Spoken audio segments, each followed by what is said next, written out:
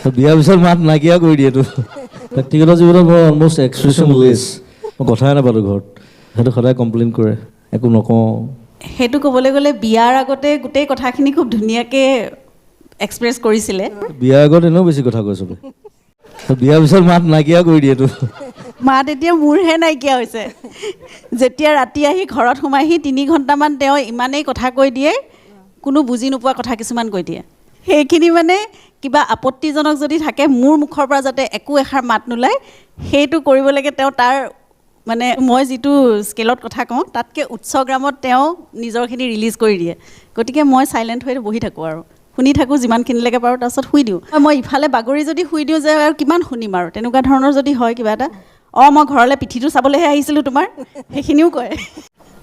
তাতকৈ মই ষ্টুডিঅ'ত থকাই ভাল তাতকৈ মই গাড়ীখনত ঘূৰি ফুৰাই ভাল ৰাস্তাত ঘূৰি ফুৰিলে অন্ততঃ কুকুৰ এটাইও মোৰ কথা শুনে